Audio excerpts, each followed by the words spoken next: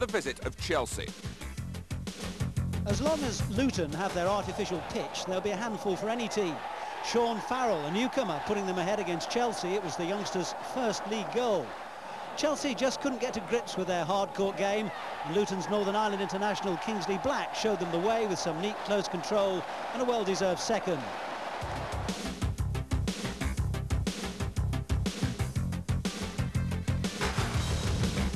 The worries are beginning to pile up too at Luton, and they dropped even further into the relegation area after this visit to Plough Lane. John Fashanu puts the Dons ahead just before half-time, his 8th goal in 7 games. Fash then went off with a knee injury, and his replacement, the indestructible Alan Cork, scored Wimbledon's second 6 minutes from time. A neat side foot coming up to secure a victory for manager Ray Harford over the club he left just a year ago. Yes, Ray Harford leading Wimbledon to victory on the anniversary of his being sacked by Luton. The league position was worsening, with only 3 points coming from the last 5 games. In the FA Cup, the Hatters avenged the league defeat by Sheffield United, winning 3-1 at Bramall Lane, 2 goals from Lars Elstrup, taking his total to 13 for the season. And the following week, the first signing of the season, Paul Holsgrove joining from non-league Wokingham for £25,000. Back in the league, Southampton were the visitors to Kenilworth Road. Southampton have never won on the plastic pitch at Kenilworth Road, but after 9 minutes they take the lead through a McLaughlin cross and a Rodney Wallace finish. A quarter of an hour later, Luton are back on level terms. 21-year-old Sean Farrell on the wing, and former Danish international Lars Elstrup slams in his 11th of the season. Just 2 minutes later, and Southampton's chance of victory looks to be ebbing away. Their defence demonstrating why they've almost the worst record in the division. Only QPR have conceded more. Farrell once again involved. It's Julian James at the far post. The Hatters back on top. But Southampton have some talent up front to compensate for their suspect defence. 26-year-old Soviet Alexei Cherednik slides it through to Letitia in the 28th minute. 2-2 then at the interval. The second half just a minute old when Southampton strike again. Mick Adams crosses. Look at this from Letitia. His 11th goal of the season.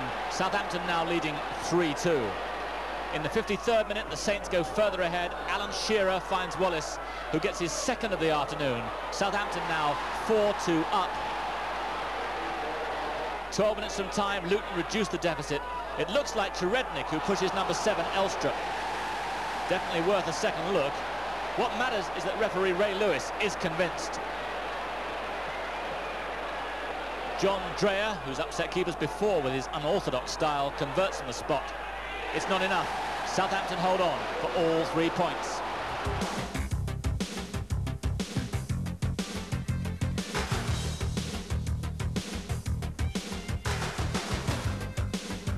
Luton down in 15th place, but they are one of the sides to have beaten Leeds this season, 1-0 at Kenilworth Road back in September.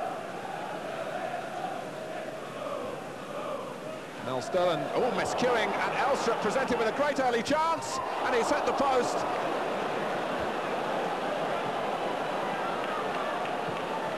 Inside 2 minutes, a let-off for Leeds of extravagant proportions, and for Mel Sterling in particular, what was he thinking of then?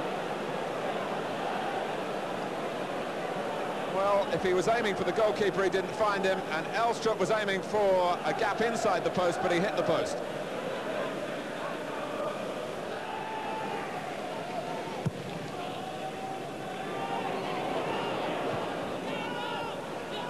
Luton have moved Darren McDonough into the centre of their defence again. He has been playing in midfield.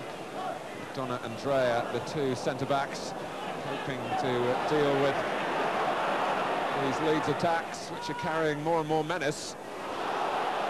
Chapman, shot is there, now Strachan, trying to loft it to McAllister. The linesman is flagging, an infringement by James, and it's a penalty. A penalty to Leeds. Really, I think, awarded by referee Colin Trussell with the help of the linesman on this near side, Doug Charnley. James was holding McAllister there.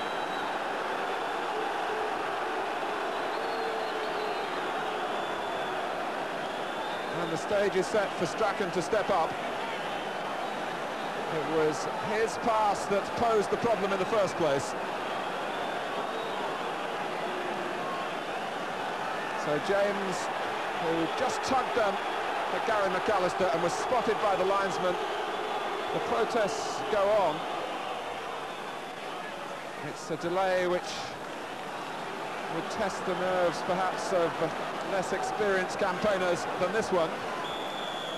So here goes Strachan. 1-0.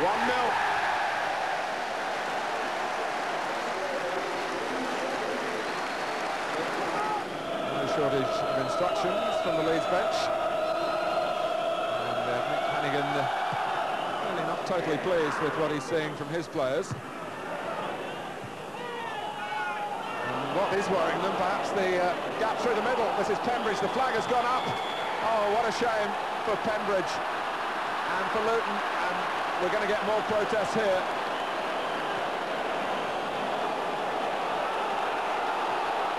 It was the touch there that the linesman ruled put Pembridge into an offside position. No goal. It looked for a long time as though McAllister was bound for Nottingham Forest. But he's blossoming in the centre of Leeds United's midfield. Dreyer, clear throw. In fact, a shot on the far touchline took the ball away from a rather reluctant McAllister to drive in the cross.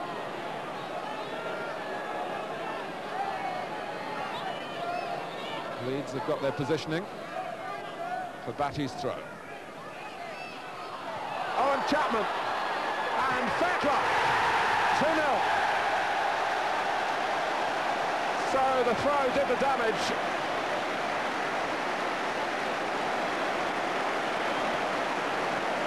In the 15th minute of the second half. Chamberlain felt that he could get it in the first place, but he didn't.